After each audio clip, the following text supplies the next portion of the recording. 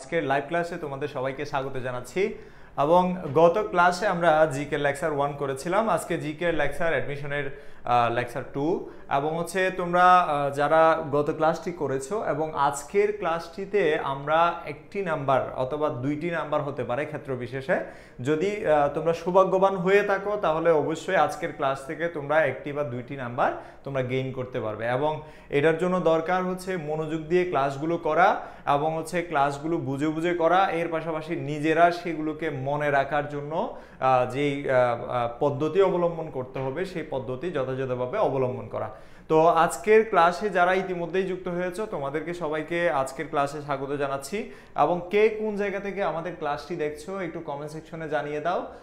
ইতিমধ্যে আমি দেখতে পাচ্ছি জাইমা আমাদের সাথে যুক্ত হয়েছেন, এর পাশাপাশি কাইসার হামিদ যুক্ত হয়েছে, আরও যারা যুক্ত হয়েছে তোমরা একটু জানাও যে কে কোন জায়গা থেকে দেখছো এবং গত ক্লাসটি তোমরা করেছো কিনা একটু কমেন্ট সেকশনে দ্রুত জানিয়ে দাও। আমি দেখতে পাচ্ছি সানজিদা ইসলাম যুক্ত হয়েছেন আমাদের সাথে, ওয়ালাইকুম আসসালাম। আরও যারা যুক্ত হয়েছে দ্রুত কমেন্ট সেকশনে জানাও এবং আমরা খুব অল্প সময়ের মধ্যে ক্লাসের মধ্যে চলে যাব। কাইসার হামিদ, আমি আলহামদুলিল্লাহ ভালো আছি তোমাদের দোয়ায়। আশা করছি যে তোমরা সবাই ভালো আছো। সামিহা আমাদের সাথে যুক্ত হয়েছেন, ওয়ালাইকুম আসসালাম। আরও যারা যুক্ত হয়েছে তোমরা লাইভ ক্লাসটি তোমাদের ক্লাস চলাকালীন সময়ের জন্য নিজেদের টাইমলাইনে শেয়ার করে রাখো, পরবর্তীতে তোমরা তোমাদের টাইমলাইন থেকে ডিলিট করে দিতে পারো। যতক্ষণ পর্যন্ত ক্লাসটি চলবে ততক্ষণ পর্যন্ত তোমাদের টাইমলাইনে শেয়ার করে রাখো, ওকে? তাতে করে তোমাদের বন্ধু বান্ধবীরা যারা এখনো ক্লাস করছে না, যেমন বিশ্ববিদ্যালয়ে ভর্তি পরীক্ষা সম্পর্কে অনেকে কিন্তু সচেতন না, সেই জায়গা থেকে তোমাদেরকে অবশ্যই তোমাদের বন্ধু বান্ধবীদেরকে জানাতে হবে, ঠিক আছে? তোমরা একটু মেনশন করে দাও বন্ধু বান্ধবীদেরকে। আমরা তাহলে ক্লাসে চলে যাই। স্যার মানচিত্রের ম্যাপ তেমন বুঝি না। আচ্ছা, মানচিত্রের ম্যাপ না বুঝলে আমরা আছি, ইনশাল্লাহ তোমাদেরকে বুঝিয়ে দেওয়ার চেষ্টা করব। মানচিত্র হচ্ছে কোনো একটা ভূমির একটা হচ্ছে তোমার কি বলবো আমি, এটা একটা হচ্ছে সীমা নির্ধারণ করে, কোনো একটা ভূমির সীমা নির্ধারণ করে সেটা শুধুমাত্র একটা ম্যাপের মাধ্যমে উপস্থাপন করা। অর্থাৎ তুমি ধরো একটা ছোট এলাকা, সেই ছোট এলাকা মানে বড় একটা এলাকাকে ছোট একটা জায়গায় নিয়ে আসা, এটাই হচ্ছে মানচিত্রের বিষয়, ঠিক আছে? আমি একটু সময় নিচ্ছি তোমাদের কাছ থেকে। ফারজানা যুক্ত হয়েছেন আমাদের সাথে, মাহি যুক্ত হয়েছে নেত্রকোনা থেকে। নেত্রকোনার বিষয়ে কিন্তু আজকের প্রশ্ন আসলে আমরা একটু ক্লাসে চলে যাই, আর কথা না বাড়াই। তোমরা এইখানে একটা প্রশ্ন, আমরা দু একটা প্রশ্ন দিয়ে শুরু করি, এরপর হচ্ছে আস্তে আস্তে আমরা আলোচনায় ডিটেলস আলোচনায় চলে যাব, ঠিক আছে? প্রশ্ন দিয়ে আমরা শুরু করেছি। গাইবান্ধা জেলা থেকে যুক্ত হয়েছেন আমাদের সাথে প্রভাস যুক্ত হয়েছেন, তো সিদ্রাতুল এলমা যুক্ত হয়েছেন আমাদের সাথে। আরও যারা যুক্ত হয়েছে তোমরা একটু লাইভ ক্লাসটা শেয়ার করে রাখো নিজেদের টাইমলাইনে, একটু কমেন্ট সেকশনে জানাতে থাকো যে উত্তর কি হবে এই প্রশ্নের উত্তর কি হবে, একটু কমেন্ট সেকশনে জানাও। এই প্রশ্নের উত্তর কি হবে একটু কমেন্ট সেকশনে জানিয়ে দাও, দ্রুত সময়ের মধ্যে জানিয়ে দাও। মিথিলা আমাদের সাথে যুক্ত হয়েছেন, একটু কমেন্ট সেকশনে জানাও দ্রুত। সিলেট গভর্নমেন্ট কলেজ থেকে যুক্ত হয়েছেন। সিলেট প্রাচীন কোন জনপদের অন্তর্ভুক্ত? সিলেট থেকে যারা যুক্ত হয়েছে অলরেডি কমেন্টস দেখতে পাচ্ছি আমি, মাহি কমেন্টস করেছে। যশোর থেকে যুক্ত হয়েছে নিশাত। এটা কিন্তু ঢাকা বিশ্ববিদ্যালয়, চট্টগ্রাম বিশ্ববিদ্যালয়ে 2022-23 সেশনের একটা প্রশ্ন। এটা যে কোনো বিশ্ববিদ্যালয়ে আসতে পারে, যেমন রিপিট হয়, প্রশ্নগুলো রিপিট হয়। তোমরা দেখবা যে কিভাবে প্রশ্নগুলো আসলে রিপিট হয়। আজকে সেই রিপিটেশনের বিষয়েও এখানে থাকবে। সাতকানিয়া থেকে যুক্ত হয়েছেন আমাদের সাথে কাইসার হামিদ। ফারজানা যশোর থেকে যুক্ত হয়েছেন। ওকে, তোমরা অনেকেই সঠিক উত্তর দিচ্ছ। হরিকাল বলেছে, উসামা বলেছে যে 1 নাম্বার আর 1 নাম্বার ভুল। জামালপুর থেকে যুক্ত হয়েছেন মিথিলা। ওকে, কথা আর বাড়াচ্ছি না, আমি তোমাদের সরাসরি যে আলোচনা সেই আলোচনার মধ্যে চলে যায়। এবং আজকের দেখো, একটু খেয়াল করে দেখো তোমরা, সেটা হচ্ছে কি যে এই যে প্রাচীন জনপদ, আমরা সরি একটু আমি তোমাদের কাছ থেকে সময় নেই, কেমন? একটু আমি এখানে একটা অ্যাপস ওপেন করতে হবে, নয়তো আমি লিখতে পারবো না।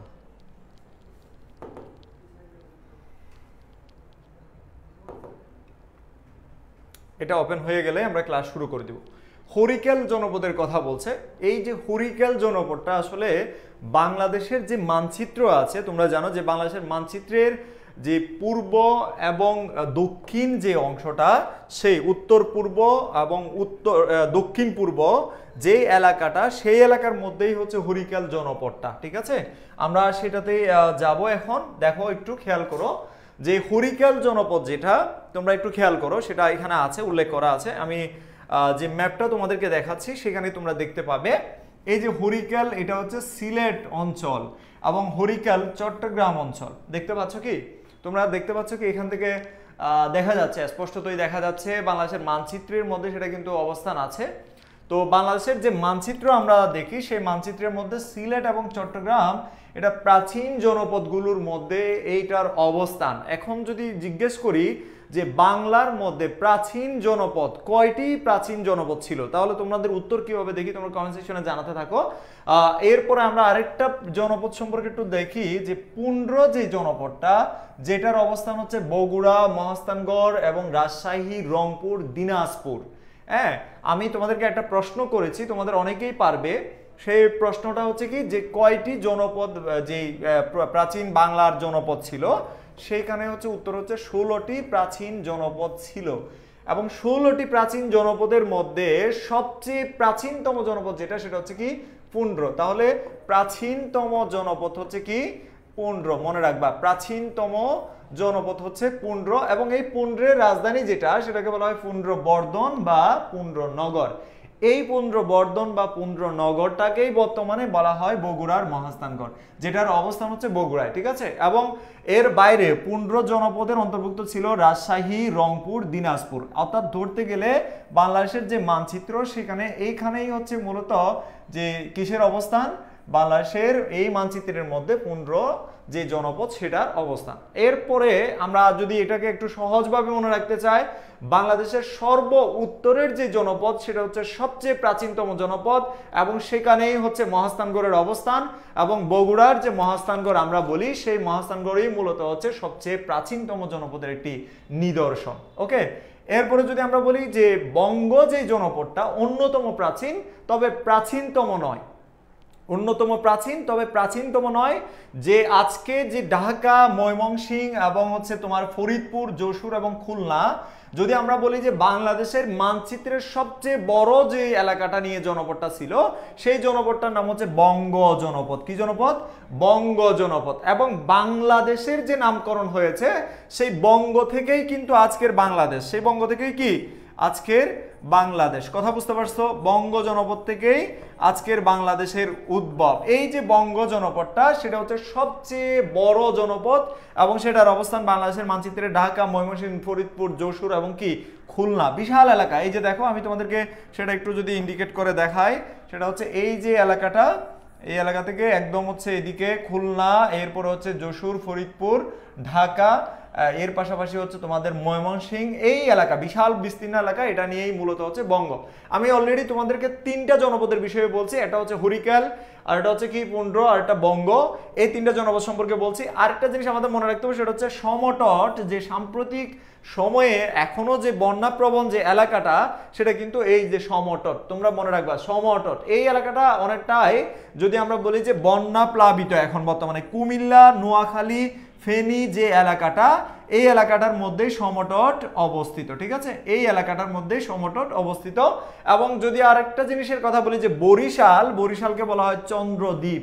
আমরা জানি যে বাংলাদেশের সবচেয়ে বড় দ্বীপ যেটা ভোলা, সেই ভোলা কিন্তু ওই বরিশালের মধ্যেই আছে। তাহলে ওই দ্বীপ থেকে চন্দ্রদ্বীপ, ঠিক আছে। তাহলে বরিশালের যে ভোলা দ্বীপ, সেই দ্বীপ থেকে চন্দ্রদ্বীপ আমরা ওইভাবে মনে রাখবো, ঠিক আছে। তাহলে বরিশালকে বলা হয় প্রাচীন জনপদের চন্দ্রদ্বীপ বলা হয়। তোমরা যারা লাইভে যুক্ত হয়েছো, আমি জানি না তোমাদের ক্লাসটা কেমন লাগছে, যদি ভালো লেগে থাকে লাইভটা অন্তত শেয়ার করে নিজেদের টাইমলাইনে রাখো। আমাদের পেজের রিচ এতটাই কমে গেছে যে শিক্ষার্থীর সংখ্যা খুবই অল্প, যে এই শিক্ষার্থীর সংখ্যা আমরা ইন্টারমিডিয়েট লেভেলে পড়িয়েছি। আমরা জানি যে আমাদের পেজের রিচ কেমন ছিল। হ্যাঁ, ফেসবুক অনেক সময় অ্যালগোরিদমের কারণে অনেক সময় কিছু কিছু পেজকে এতটাই রিচ ডাউন করে দেয় যে পরবর্তী সময়ে আবার কিছু কিছু পেজ ফলোয়ারই নাই, কিন্তু তাদের রিচ অনেক বেশি। তো তোমরা একটু নিজেদের টাইমলাইনে শেয়ার করে রাখো যাতে আমাদের পেজে রিচটা হয়। মানচিত্রের 16 জনপদেই আছে কি, মানচিত্রের 16টি জনপদ নেই। বোঝার চেষ্টা করো যে এই যে বাংলার যে জনপদের কথা বলছি, বাংলা শুধুমাত্র বাংলাদেশকে নিয়ে নয়, বাংলা যে এলাকাটা ছিল সেখানে পশ্চিমবঙ্গেরও অবস্থান ছিল। মুর্শিদাবাদ থেকে শুরু করে কলকাতা, এই এলাকাগুলোর মধ্যেও জনপদ ছিল। তো সুতরাং আমরা বাংলাদেশেরটা আমরা আপাতত জানবো, এগুলো আমাদের আপাতত জানার দরকার নেই। যেমন ধরো গুড়, এই যে গুড়ের মধ্যে কিন্তু মুর্শিদাবাদও আছে। তো তো সুতরাং আমরা ওই আলোচনাটা আমরা যাচ্ছি না, ওই আলোচনা আমাদের দরকারও নাই। আমাদের বিশেষ পরীক্ষায় বিশেষত প্রশ্ন আসে যে পুন্ড্র থেকে আসে, হুরিকাল থেকে আসে, বঙ্গ থেকে আসে, সমতট এবং চন্দ্রদ্বীপ থেকে আসতে পারে। এই কারণে হচ্ছে আমি তোমাদেরকে এই জনপদগুলোর কথা বলেছি, তোমরা একটু মনে রাখার চেষ্টা করবা। ওকে, তোমরা একটু মনে রাখার চেষ্টা করবা। এবার আসি আমরা পরবর্তী স্লাইডে চলে যাই। এখান থেকে আমরা যেটা জানলাম সেটা আমরা আপাতত এটুকু রাখলাম। পরবর্তী স্লাইডে যাই। পরবর্তী স্লাইডে হচ্ছে আন্তর্জাতিক সংস্থা সম্পর্কে আমরা কয়েকটা তথ্য জেনে রাখবো, যে বাংলাদেশ আন্তর্জাতিক সংস্থাগুলো থেকে কিভাবে সদস্যপদ বা কত সালে সদস্যপদ লাভ করেছে সেটা সম্পর্কে আমরা একটু জানার চেষ্টা করব। তোমরা এটার ফুল ফর্ম বা হচ্ছে যেটা অ্যাব্রিভিয়েশন বলি আমরা, অ্যাব্রিভিয়েশনের ফুল ফর্ম তোমরা একটু আমাদেরকে জানানোর চেষ্টা করবে। যেমন এখানে 1972 সালে বাংলাদেশ যেই সংস্থাগুলো বা আন্তর্জাতিক সংস্থাগুলো থেকে সদস্যপদ লাভ করেছে, তোমরা জানো যেটা আমরা ইন্টারন্যাশনাল মনিটারি ফান্ড, যেটা ILO এবং world health organization, UNESCO, commonwealth এবং আন্তর্জাতিক যে পারমাণু বিষয়ক এটা যে সংস্থা, এই যে সংস্থাগুলো থেকে 1972 সালে কি লাভ করেছে? সদস্যপদ লাভ করেছে। ঠিক আছে, আমরা যদি একটু সিকোয়েন্স অনুযায়ী যদি একটু চোখ বন্ধ করে এই স্লাইডটার দিকে তাকাই এবং একবার পরেই দুই একবার যদি আমরা পড়ি এবং নিজেদের পড়ার যে টেবিল, সেই পড়ার টেবিলের সামনে যদি এটা রাখি, সদস্যপদ অর্জনের বিষয়টা কিন্তু আমাদের ক্লিয়ার হয়ে যাবে। ঠিক আছে, এর বাইরে প্রশ্ন আসার সম্ভাবনা কিন্তু তেমন একটা নাই যদি সদস্যপদ থেকে আসে। আমি তোমাদেরকে এটা জানিয়ে দিলাম। ঠিক আছে, এর বাইরে আসার সম্ভাবনা তেমন একটা নাই যদি সদস্যপদ সম্পর্কিত প্রশ্ন পরীক্ষায় এসে থাকে। এবার আসি এটার ফুল ফর্ম বা হচ্ছে এগুলো কোন সংস্থা কি বিষয়ে কাজ করে। তোমরা জানো আন্তর্জাতিক মনিটারি ফান্ড যেটা, এটা অর্থ সম্পর্কিত আন্তর্জাতিক অর্থ তহবিল, এরপরে যেটা লেবার অর্গানাইজেশন, আর যেটা ওয়ার্ল্ড হেলথ অর্গানাইজেশন স্বাস্থ্য বিষয়ক, এগুলো সম্পর্কে তোমাদের জানার কথা। আমাদের মেইনলি মনে রাখতে হবে যে সদস্যপদ অর্জনের যে সময়কালটা, সালটা আমাদের একটু মনে রাখতে হবে। আমি আবার বলছি, এই যে স্লাইডটা তোমাদের সামনে আমি প্রেজেন্ট করেছি, তোমরা একবার 72 সালেরটা একবার পড়ো, চোখ বন্ধ করে একবার রিমাইন্ড করার চেষ্টা করো যে এই সংস্থাগুলো, যেমন ধরো 1972 সালে IMF, ILO, এরপরে world health organization, UNESCO, commonwealth, এর পাশাপাশি হচ্ছে কি যে IAEA, এই যে সংস্থাগুলো এগুলো হচ্ছে 1972 সালে মূলত বাংলাদেশ সদস্যপদ লাভ করে। আর NAM অর্থাৎ যেটা আমরা বলি যে জোট নিরপেক্ষ যে মুভমেন্ট, এবং FAO যেটা food and agriculture organization, ADB, red crescent, এই প্রতিষ্ঠানগুলো থেকে 1973 সালে এবং 1974 সালে যথাক্রমে OIC, UN এবং FIFA থেকে। কথা বুঝতে পারছো? এখানে আরেকটা জিনিস আছে, সেটা হচ্ছে কি যে কমনওয়েলথে বাংলাদেশ যেই বছর যুক্ত হয়েছিল সেই বছর পাকিস্তান কমনওয়েলথ থেকে পদত্যাগ করেছিল। কি করেছিল? কমনওয়েলথ থেকে পদত্যাগ করেছিল। তোমরা এটা স্ক্রিনশট নিয়ে রাখতে পারো, নিজেদের পড়ার টেবিলে এটা তোমরা ঝুলিয়ে রাখতে পারো, অর্থাৎ একটা ছোট কাগজে লিখে এটা এভাবে লিখে রাখতে পারো। যদি তোমাদের সামনে কখনো জিকে প্রস্তুতির সময় যদি আসে, তাহলে এটা একবার মুখস্থ করার চেষ্টা করবা। এইভাবে সাজানো গোছানো ভাবে কোথাও তুমি পাবে বলে আমার মনে হয় না। ঠিক আছে, এরপরে যাই, প্রশ্নে চলে যাই। এখন আমরা আসি বাংলাদেশের মুক্তিযুদ্ধ বিষয়ক দুই একটা প্রশ্ন আমরা দেখব, এরপরে আমরা আরেকটা বিস্তারিত ডিটেলস বিষয়ে চলে যাব। ঠিক আছে, তো এখানে উত্তরটা চলে আসছে, তোমরা উত্তরটা দেওয়ার আগে উত্তরটা চলে আসছে। এর বাইরেও এনারা কিন্তু প্রত্যেকেই মুক্তিযুদ্ধ বিষয়ক চলচ্চিত্র রচনা করেছে। তারেক মাসুদ, কাজী সাশি নজরুল ইসলাম, হ্যাঁ, এর পাশাপাশি হুমায়ুন আহমেদ, এরা সবাই মুক্তিযুদ্ধ বিষয়ক বিভিন্ন ধরনের চলচ্চিত্র নির্মাণ করেছে। অ্যাস্ট অফ জেনোসাইড যেটা, সেটা জহির রায়হান। তোমরা জানো যে জহির রায়হান কিন্তু মুক্তিযুদ্ধের পরবর্তীতে তাকে গুম করা হয়েছে। মুক্তিযুদ্ধের পরবর্তীতে কি করা হয়েছে? গুম করা হয়েছে। এটার ফুল মিনিং জানতে হবে নাকি যেভাবে আছে দেওয়া আছে এতটুকু বিষয় জানলে হবে। যে প্রবাস যদি সম্ভব হয় তাহলে গুগলে একবার সার্চ দিয়ে দেখবা, যদি কোনো একটা বিষয় সম্পর্কে তুমি যদি না জানো, জিকের ক্ষেত্রে সবচেয়ে গুরুত্বপূর্ণ বিষয় হচ্ছে এটা, যে কোনো একটা বিষয় তুমি না জানো তাহলে তোমাকে গুগলে একবার হইলেও সার্চ করে দেখা উচিত। তাতে করে তোমার প্রস্তুতিটা শানিত হবে, তোমার তথ্য ভান্ডার বাড়বে এবং তোমার যে আত্মবিশ্বাস সেটা বাড়বে। জিকের ক্ষেত্রে প্রশ্ন কোত্থেকে আসবে সেটা সহজে বলাটা কঠিন, তবে কিছু টপিক আছে যেগুলো থেকে প্রতি বছর প্রশ্ন হয়। সেরকম একটা গুরুত্বপূর্ণ টপিক হচ্ছে বাংলাদেশের মুক্তিযুদ্ধ বিষয়ক যে বিভিন্ন গ্রন্থ, চলচ্চিত্র এবং তোমার কবিতা, এই জাতীয় যেগুলো আছে এগুলো থেকে প্রায় প্রতি বছর একটা প্রশ্ন আসে। তবে সেটা চলচ্চিত্র থেকে আসবে নাকি কবিতা থেকে আসবে নাকি প্রবন্ধ, নাটক নাকি সিনেমা থেকে আসবে সেটা বলা মুশকিল। ঠিক আছে, তারপরে আমরা চেষ্টা করব যে কমন যে বিষয়গুলো আছে সেগুলো থেকে প্রায় যেগুলো প্রতি বছর হয় সেখান থেকে প্রশ্ন উত্তর জানার চেষ্টা করব। ওকে, আচ্ছা। আচ্ছা, এবার আসি আরেকটা প্রশ্নে আমরা যাই। শহীদ জননী কাকে বলা হয়? শহীদ জননী কাকে বলা হয়? আমরা এটার সহজ উত্তর করতে পারবো। শহীদ জননী কাকে বলা হয়, কেন শহীদ জননী বলা হয়? ঠিক আছে, তোমরা জানো যে আসসালামু আলাইকুম ভাইয়া, সুমন আলী কেমন আছেন? অনেকদিন ধরে আপনাকে দেখি নাই। সুমন, আমাকে অনেকদিন ধরে না দেখার বিষয়টা আমি মানতে পারলাম না, কারণ আমি ফেসবুকে মাঝে মধ্যে ছবি দেই। ঠিক আছে, তুমি আমার ফেসবুক ফ্রেন্ড আছো, অনেকদিন ধরে আমাকে দেখো নাই, আজকে ক্লাসে দেখছো, তুমি কথা বলেছো, এটা আমার ভালো লেগেছে। ওকে, রাশেদ পিকে বলেছে ডি, এবং সুমিত্রা বড়ুয়া বলেছে, সুমন আলী কমেন্টস করেছে ঘ, অর্থাৎ জাহানারা ইমাম। কেন তাকে আসলে শহীদ জননী বলা হয় সেই বিষয়টা আমাদের একটু মনে রাখতে হবে। তোমরা শহীদ সার্জেন্ট রুমির বিষয়ে জানো যে তোমরা বিএনসিসি আছে না এখন বর্তমানে, এই যে বিএনসিসি, এই বিএনসিসির একজন সার্জেন্ট ছিলেন শহীদ সার্জেন্ট রুমি। এই শহীদ সার্জেন্ট রুমির মা হচ্ছে জাহানারা ইমাম। এই জাহানারা ইমামের একটা গ্রন্থ আছে মুক্তিযুদ্ধের দিনলিপি নিয়ে, মানে মুক্তিযুদ্ধের সময়ে যে দৈনিক যে ঘটনাগুলো ঘটেছে সেই ঘটনাগুলোর উপর ভিত্তি করে তার একটা রচিত গ্রন্থ আছে, যেটা তোমরা জানো। ঠিক আছে, সেই গ্রন্থের নাম কি? যে সেই গ্রন্থের নাম হচ্ছে কি ৭১-এর দিনগুলি, তাই তো? ৭১-এর কি দিনগুলি। ওকে, আচ্ছা, এরপরের প্রশ্নে আমরা চলে যাই। এরপরের প্রশ্ন না, এটা তিস্তা নদীর বা তিস্তা যে নদী, আমরা আমাদের যদি বলি যে ভারতের সাথে ভারত, এই যে ভারত, আমরা যাদেরকে পূর্ববর্তী সরকার যাদেরকে বন্ধু বন্ধু বন্ধু বলতে বলতে আমাদেরকে একদম বিষিয়ে তুলেছে, তো এই ভারতের সাথে বাংলাদেশের যে আন্তঃসীমান্ত নদী, এই যে ভারত এবং বাংলাদেশের মধ্যে আন্তঃসীমান্ত নদীর সংখ্যা হচ্ছে ৫৪টি, অর্থাৎ ৫৪টি নদী থেকে বাংলাদেশের মধ্যে যে পানি প্রবাহিত হয়। তো তিস্তা যে নদী, সেই নদীর উৎপত্তিটা আসলে কোথায়?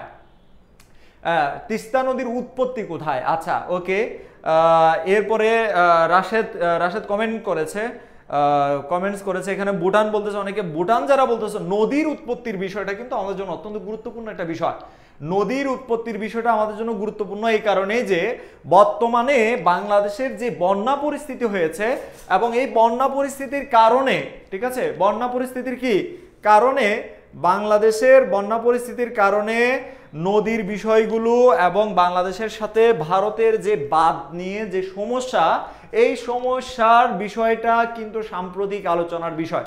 তো সাম্প্রতিক যে 30% প্রশ্ন আসে ঢাকা বিশ্ববিদ্যালয় ভর্তি পরীক্ষা থেকে, চট্টগ্রাম বিশ্ববিদ্যালয়, অন্যান্য বিশ্ববিদ্যালয় ভর্তি পরীক্ষায় যে 30% প্রশ্ন সাম্প্রতিক থেকে আসে, সেই সাম্প্রতিক বিষয়ের জন্য এটা গুরুত্বপূর্ণ একটা বিষয়। তোমরা অনেকেই প্রশ্নের উত্তর করার চেষ্টা করেছো, তো সঠিক উত্তর কোনটা হতে পারে আমরা একটু দেখার চেষ্টা করব। যে তোমরা অনেকেই সঠিক উত্তর দিয়েছো, আমি জানি যে তোমাদের অনেকেরই সঠিক উত্তর হয়েছে, সেটা হচ্ছে সিকিম। তোমরা জানো যে সিকিম নিয়ে কিন্তু আমরা গত ক্লাসে আমি তোমাদেরকে দেখানোর চেষ্টা করি যে সিকিমের অবস্থানটা কোথায়। আসলে সিকিমের অবস্থানটা যদি আমরা একটু দেখতে চাই, তাহলে আমাদেরকে একটু স্লাইডে যেতে হবে। আমি সিকিমটা তোমাদেরকে দেখাতে চাই মানচিত্রের মধ্যে, এটা কিন্তু গত ক্লাসে ছিল। এই যে ভারতীয় উপমহাদেশের যে মানচিত্রটা দেখতে পাচ্ছ না, এই যে বাংলাদেশের মানচিত্র, এখানে এই যে চিকেন নেক যেটাকে বলে আর কি, গলার, মুরগির গলার মতো, হ্যাঁ, মুরগির গলার মতো, এই জায়গাটার উপরে এই যে মুরগির যেটা ওই মাথার জুড়ি থাকে না, এটার এই যে এই জায়গাটা হচ্ছে সিকিম। ওকে, এই সিকিমটা, এইখান থেকেই উৎপত্তি হয়েছে তিস্তা নদীর। ঠিক আছে, তোমরা আশা করি এই জিনিসটা বুঝতে পেরেছো। তো এরপর আমি আবার স্লাইডে চলে যাই, যেখানে ছিলাম সেখানে চলে যাই। তাহলে তিস্তা নদীর উৎপত্তি কোথায় সেটা তোমরা জেনে গেছো, যে তিস্তা নদীর উৎপত্তির বিষয়টা তোমরা আশা করি বুঝতে পেরেছো। তাহলে তিস্তা নদীর উৎপত্তি কোথায়? সিকিমে। ওকে, এরপরের প্রশ্নে আমরা চলে যাই। প্রশ্ন না, একটা টপিক আসছে আমাদের সামনে, দেখি এটাতে আমরা কিভাবে স্টাডি করতে পারি। যে বিভিন্ন নদ নদীগুলোর উৎপত্তি সংক্রান্ত বিষয়ে এই স্লাইডের মধ্যে দেওয়া আছে বেশ কয়েকটা গুরুত্বপূর্ণ নদীর কথা বলা আছে। তার মধ্যে পদ্মা আছে, ব্রহ্মপুত্র বা যমুনা আছে, মেঘনা, তিস্তা এবং গোমতী নদী। এই যে সর্বশেষ, এটা কিন্তু তোমাদের বইয়ের মধ্যে নাও থাকতে পারে, কারণ গোমতী নদী এত বেশি আলোচনায় এতদিন ছিল না। বাট এই যে তোমার ডম্বুর যে একটা বাঁধ, সেই বাঁধ খুলে দেওয়ার কারণে তিস্তা নদী, গোমতী নদীর উপর দিয়ে যে পানি প্রবাহিত হয়েছে, সেই পানি কুমিল্লা, নোয়াখালী, লক্ষ্মীপুর, ফেনী, এই যে বিস্তীর্ণ এলাকাকে প্লাবিত করেছে।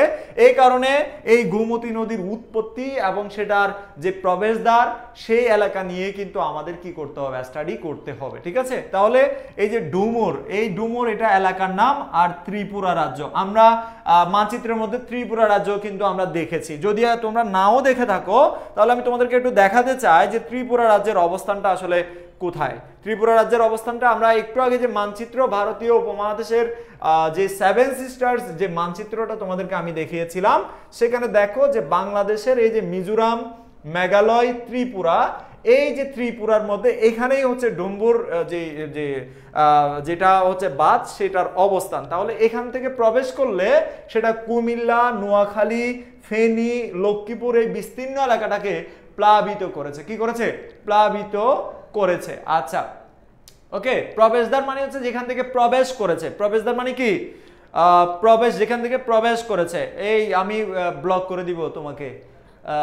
আলিয়া, আলিয়া আমি পড়াতে আসছি, আমাকে পড়াইতে দাও। এইসব কিউট মিউট এইসব কথাবার্তা এখানে বলো না। এখানে এরপরে দেখো, একটু খেয়াল করো, এখানে আমরা আবার স্লাইডে চলে যাই। যেই জায়গাটাতে আমরা ছিলাম আর কি, পদ্মা নদীর উৎপত্তি। পদ্মা নদীর উৎপত্তির বিষয়ে স্লাইডের মধ্যে যেটা আছে সেটা হচ্ছে হিমালয়ের গাঙ্গোত্রী হিমবাহ থেকে। ওকে, হিমালয়ের গাঙ্গোত্রী হিমবাহ, এটা হচ্ছে মূলত যে হিমালয়, সেই হিমালয় থেকে নেমে আসা যে পানি, বরফ গলা পানি, সেখান থেকেই পদ্মা নদী, যেটা ভারতের অংশে গঙ্গা নামে পরিচিত। কি নামে পরিচিত? গঙ্গা নামে। বাংলাদেশে প্রবেশ করেছে কোন জায়গা দিয়ে? চাঁপাইনবাবগঞ্জ দিয়ে। কোন জায়গা দিয়ে? চাঁপাইনবাবগঞ্জ দিয়ে। মনে রাখবা, কোন জায়গা দিয়ে? চাঁপাইনবাবগঞ্জ দিয়ে। আর ব্রহ্মপুত্র বা যেটাকে আমরা যমুনা বলছি, বাংলাদেশে প্রবেশ করার পরে ব্রহ্মপুত্রের দুইটি শাখা হয়েছে। একটা ব্রহ্মপুত্র থেকে গেছে, আর একটা যমুনা নামকরণ করে সেটা মেঘনার সাথে মিলিত হয়েছে। সেই যমুনা বা ব্রহ্মপুত্র নদীর উৎপত্তি স্থল হচ্ছে তিব্বত। হ্যাঁ, তিব্বতের কৈলাস শৃঙ্গের মানস সরোবরে। সরোবর মানে হচ্ছে হ্রদ। সরোবর মানে কি? হ্রদ, অর্থাৎ হচ্ছে লেক বলা হয়, ইংরেজিতে কি বলা হয়? লেক বলা হয়। এবং বাংলাদেশে প্রবেশ করেছে কুড়িগ্রাম দিয়ে। ওকে, কুড়িগ্রাম দিয়ে বাংলাদেশে প্রবেশ করেছে।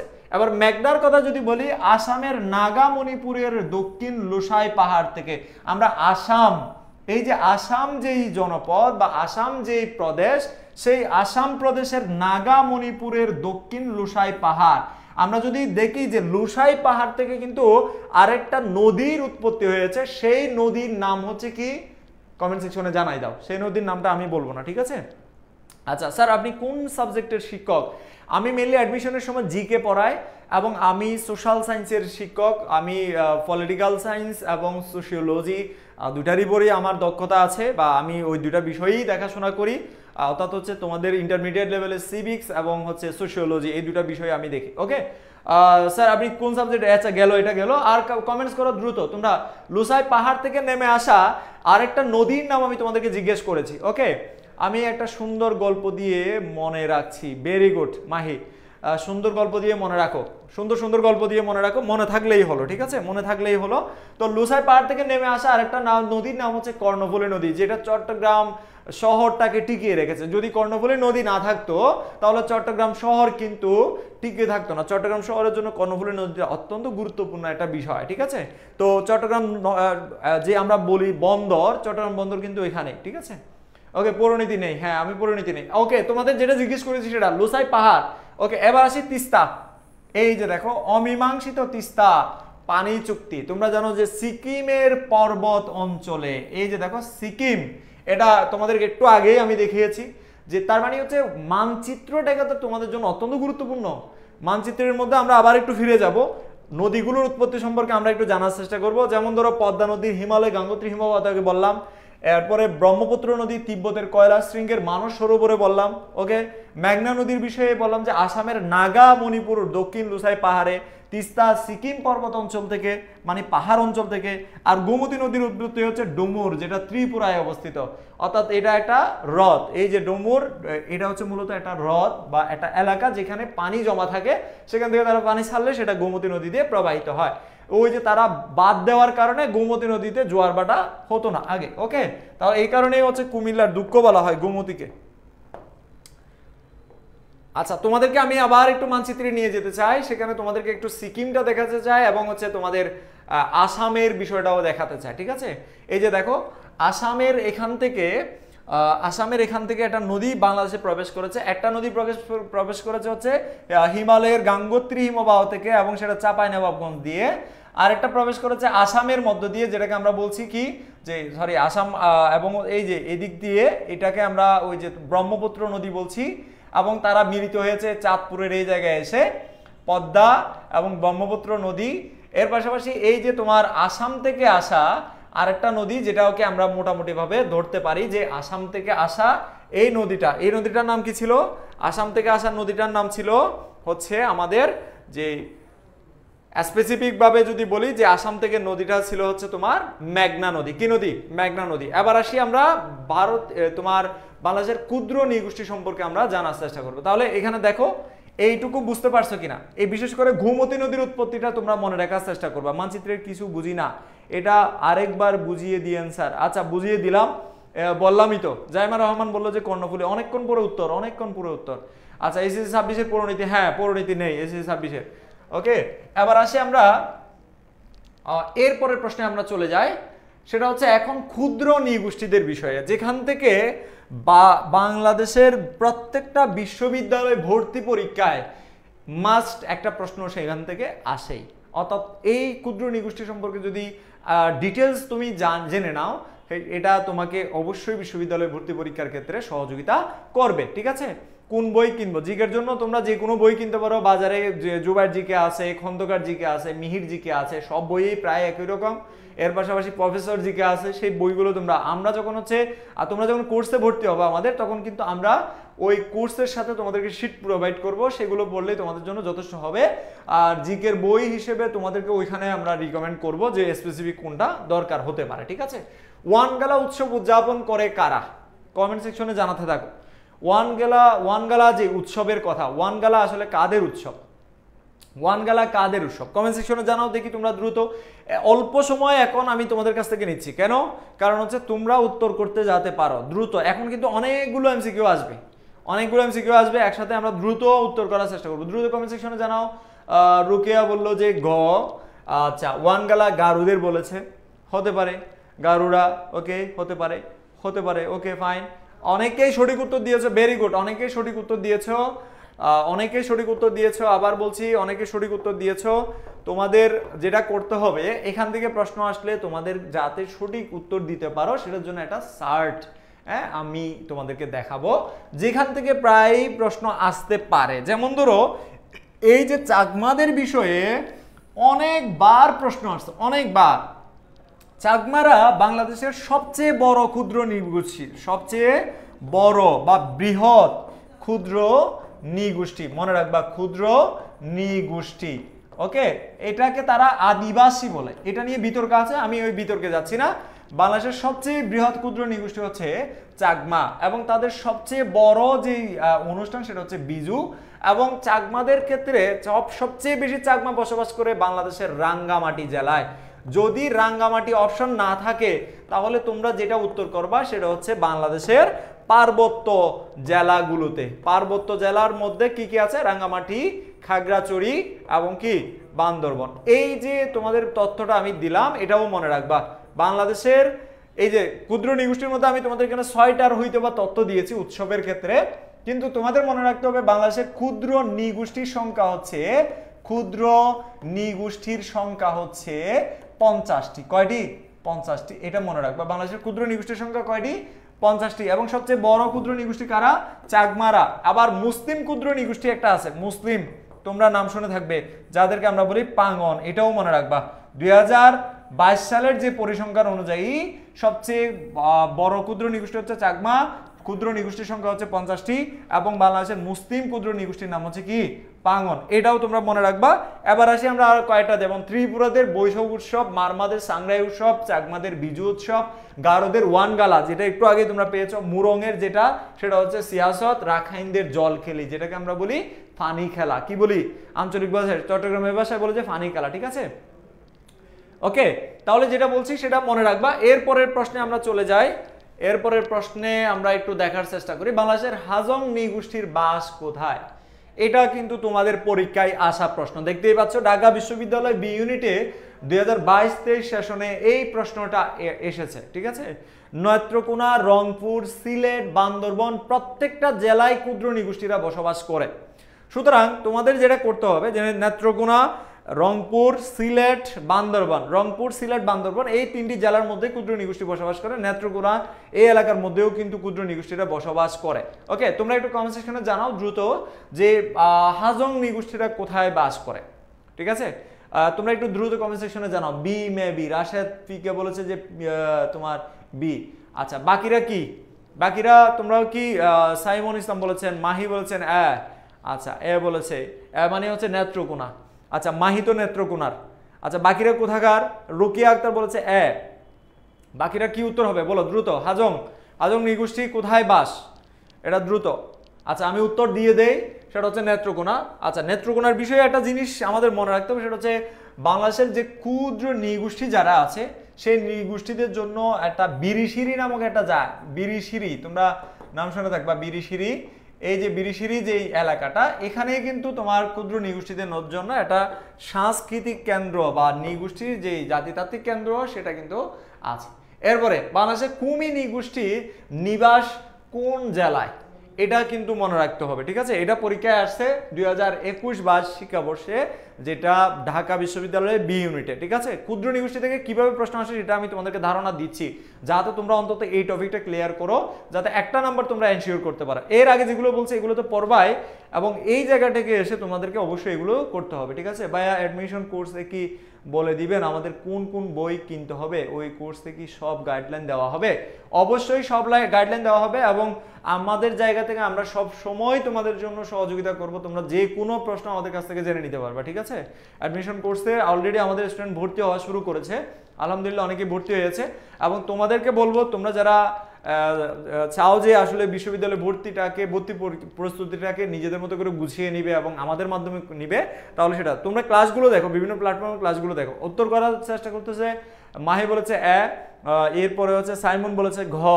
সঠিক উত্তর কোনটা হবে আমরা একটু দেখে নেই। তোমরা অনেকেই না পারার কথা, কারণ তোমরা প্রশ্ন সলভ করো নাই এখন অবধি। তোমরা বিশ্ববিদ্যালয়ে ভর্তি পরীক্ষার প্রিভিয়াস ইয়ারের কোয়েশ্চেনগুলো সলভ করো নাই, কারণ তোমরা অনেকে এই বিষয়ে জানতে না।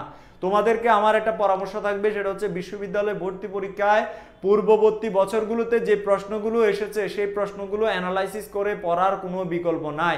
এবং কেন বিকল্প নাই এটার পিছনে কারণ হচ্ছে, বিশ্ববিদ্যালয় ভর্তি পরীক্ষার প্রশ্ন প্যাটার্ন বুঝতে গেলে, বিশ্ববিদ্যালয় ভর্তি পরীক্ষার জিকের প্রশ্ন কিরকম হতে পারে সেটা বুঝতে গেলে অবশ্যই তোমাকে পূর্ববর্তী বছরগুলোতে যে প্রশ্নগুলো হয়েছে সেই প্রশ্নগুলো আগে অ্যানালাইসিস করে পড়ে ফেলতে হবে, বিস্তারিত জেনে ফেলতে হবে। ঠিক আছে, তো এখানে যদি আমরা একটু খেয়াল করি, বাংলাদেশের ক্ষুদ্র নৃগোষ্ঠীর মধ্যে সবচেয়ে বেশি ক্ষুদ্র নৃগোষ্ঠী বসবাস করে বান্দরবান, খাগড়াছড়ি এবং রাঙ্গামাটি এই 3 পার্বত্য জেলায়। ঠিক আছে, তাহলে খুমি ক্ষুদ্র নৃগোষ্ঠী যেটা আছে, যে তারা কোথায় আসলে বাস করে সেটা যদি আমরা জানতে চাই তাহলে সেটা হবে বান্দরবানে। ঠিক আছে, তো বান্দরবানের মধ্যে কিন্তু অনেক প্রজাতির, কুকি থেকে শুরু করে মুরং, এর পাশাপাশি হচ্ছে মগ, রাখাইন, চাকমা, মারমা, অনেক প্রজাতির ক্ষুদ্র নৃগোষ্ঠী সেখানে বসবাস করে। ঠিক আছে স্যার, জিকেগুলোর মধ্যে কোনগুলো পর্ব আর যেগুলো জিকের জন্য অতি গুরুত্বপূর্ণ এখনের জন্য প্লিজ একটু বলেন। দেখো, এটা বলাটা কঠিন। তুমি যখন ক্লাস লেকচার পড়বে, ক্লাস লেকচার দেখবে, একটার পর একটা ক্লাস দেখবে, তখন আমরা বলে দিব এই টপিকটা থেকে একটা প্রশ্ন প্রতি বছর আসেই, এই টপিক থেকে আসে না, বা এটা দরকার নাই, অথবা যেটা ক্লাসের মধ্যে হবে না ধরে নিতে হবে তোমাদের ওইখান থেকে প্রশ্ন আসার সম্ভাবনা কম। বেশি যেখান থেকে আসে আমরা সেইগুলোকে ফোকাস করে তোমাদেরকে প্রস্তুতি গুছিয়ে দেওয়ার জন্য চেষ্টা করবো ইনশাল্লাহ। ওকে, এরপরে আমরা যাই পরবর্তী প্রশ্নে যাই। পরবর্তী প্রশ্নের মধ্যে আমরা আরেকটা প্রশ্ন দেখি, যে রংপুরে যে ক্ষুদ্র নৃগোষ্ঠী বসবাস করে, যে তাদের কারা আসলে বসবাস করে, যেমন বং, মুন্ডা, মাহাতু, রাজবংশী, এদের মধ্যে কারা হবে? আচ্ছা, রংপুর যেহেতু নামটা বলছে, রঙের সাথে মিলায় একটা ক্ষুদ্র নৃগোষ্ঠীর নাম কিন্তু এখানে আছে। হ্যাঁ, সব বান্দরবনে না, মাহি সব বান্দরবনে না, বাংলাদেশের বিভিন্ন অঞ্চলে ছড়িয়ে ছিটিয়ে কিন্তু ক্ষুদ্র নৃগোষ্ঠীরা বসবাস করছে। আচ্ছা, তোমরা একটু লাইভ ক্লাসটা শেয়ার করে রাখো নিজেদের টাইমলাইন। আমাদের বললাম না, আমাদের পেজের রিচ এত বেশি কমে গেছে যে ইন্টারমিডিয়েটের ক্লাস নিলেও কিন্তু এর থেকে বেশি স্টুডেন্ট উপস্থিত থাকে। হ্যাঁ, হয়তোবা স্টুডেন্টদের কাছে পৌঁছাচ্ছে না, যে নোটিফিকেশনটা যাচ্ছে না। ঠিক আছে, একটু দ্রুত কমেন্ট সেকশনে জানাও যে এটা কারা, যে বাংলাদেশের যে রংপুরে যে ক্ষুদ্র নৃগোষ্ঠী বসবাস করে। উত্তর দেখতে পাচ্ছি, জানি। আচ্ছা, সি, রাশেদ বলেছে সি, বম বলেছে, সাইমন ইসলাম বলেছে ক। আচ্ছা, তাহলে আমরা একটু দেখি যে উত্তর কি হয়। যে উত্তর হচ্ছে রাজবংশী। আমি তোমাদের প্রথমে একটু ক্লু দিয়েছিলাম যে রংপুরের সাথে রাজবংশী। ওকে, এরপরে আরেকটা প্রশ্নে আমরা চলে যাই। আরেকটা প্রশ্ন হচ্ছে বাংলাদেশের যে ক্ষুদ্র জাতিসত্তা সিলেটে বাস করে না, সিলেটে বাস করে না। আমরা যদি দেখি যে বাংলাদেশের ক্ষুদ্র জাতিসত্তার মধ্যে খাসিয়ারাও সিলেটে বসবাস করে, এরপরে পাত্ররাও অনেক সময় সিলেটে বসবাস করে, মণিপুরীরা, আমরা যদি জানি যে চা বাগানের বেশিরভাগ মানুষই হচ্ছে মণিপুরী ক্ষুদ্র নৃগোষ্ঠীর। তাহলে আমরা উত্তর পাচ্ছি কোনটা? উত্তর হচ্ছে কোনটা? তঞ্চঙ্গারা। তঞ্চঙ্গাদের বেশিরভাগ বসতি হচ্ছে বাংলাদেশের পার্বত্য এলাকায়, পার্বত্য চট্টগ্রাম। ঠিক আছে, আমি তোমাদেরকে যে প্রশ্নগুলো তুলে এনেছি মনে রাখবা, এগুলো প্রত্যেকটা ঢাকা বিশ্ববিদ্যালয়ে আসা বা অন্যান্য বিশ্ববিদ্যালয় থেকে, বেশিরভাগ ঢাকা বিশ্ববিদ্যালয় থেকে আসা। ঠিক আছে, তো ঢাকা বিশ্ববিদ্যালয়ে যেহেতু এই টাইপসের প্রশ্ন হচ্ছে, তাহলে তোমাকে ধরে নিতে হবে এখান থেকে প্রতি বছর কোনো না কোনো বিশ্ববিদ্যালয়ের প্রশ্ন আসবেই। এবং একটা প্রশ্ন বিশ্ববিদ্যালয়ে ভর্তি পরীক্ষার জন্য একটা নাম্বার গেইন করতে পারা, এটা অনেক বড় একটা ব্যাপার। সুতরাং তোমরা মনে রাখবে একটা নাম্বার মানে এটাকে তুমি খুব সিম্পল ভাবে নিলে হবে না। এক নাম্বারকে তোমরা যদি 1000 দিয়ে ভাগ করে, তাহলে দশমিকের আগে দুইটা সংখ্যার আগে কিন্তু একটা দশমিক চলে আসে। তার মানে এখানে 100 বা 1000 মানুষ কিন্তু ভেরি করবে। হ্যাঁ, ধরো তুমি এক নাম্বারের মধ্যে তুমি কম পাইছো, এক নাম্বার কম পেলেই তুমি 100, 200, 300, 500, 1000 সিরিয়াল পিছনে চলে যাবে। তো এই জিনিসটা তোমাদের মনে রাখতে হবে, এক নাম্বার এটাকে তুমি কোনোভাবে হেলায় অবহেলায় বাদ দিতে পারবে না। এক নাম্বার যে নিশ্চিত করতে পারতেছো, এটা অনেক বড় ব্যাপার। ওকে, এরপরে আমরা আরেকটা প্রশ্ন যাই। প্রশ্ন হচ্ছে মাতৃসূত্রীয় পরিবার ব্যবস্থা। আমরা যদি তোমাদেরকে স্পেসিফিক বলে দেই যে মাতৃসূত্রীয় পরিবার ব্যবস্থা, ক্ষুদ্র নৃগোষ্ঠীদের মধ্যে শুধুমাত্র দুইটা নরগোষ্ঠী ক্ষুদ্র নৃগোষ্ঠী আছে, একটা হচ্ছে গারু আর একটা হচ্ছে খাসিয়া। হ্যাঁ, এই দুইটা ক্ষুদ্র নৃগোষ্ঠী ছাড়া বাকি কোনো ক্ষুদ্র নৃগোষ্ঠী মাতৃসূত্রীয় নয়। বাঙালিরাও কিন্তু পিতৃসূত্রীয় একটা জনগোষ্ঠী। ঠিক আছে, তাহলে বাঙালিরাও কি পিতৃসূত্রীয়। তাহলে গারো এবং খাসিয়া ছাড়া বাকি সবগুলোই হচ্ছে পিতৃসূত্রীয়। তাহলে গারো এবং খাসিয়া হচ্ছে উত্তর। এরপরে আমরা যাই পরবর্তী আরেকটা প্রশ্নে চলে যাই। সেই প্রশ্নটা হচ্ছে কি, বাংলাদেশের ক্ষুদ্র নৃগোষ্ঠীর সমতলে বসবাস করে। কোন ক্ষুদ্র নৃগোষ্ঠী সমতলে বসবাস করে এটা আমাদের জানতে হবে। উত্তর করার চেষ্টা করো তোমরা। এই জায়গাটাতে এই প্রশ্নটার উত্তর করার চেষ্টা করো। বাংলাদেশের কোন ক্ষুদ্র নৃগোষ্ঠী সমতলে বসবাস করে? বাংলাদেশের কোন নৃগোষ্ঠী সমতলে বসবাস করে? ওকে, কমেন্টস করো দ্রুত কমেন্টস করো। এটার উত্তর কি হবে?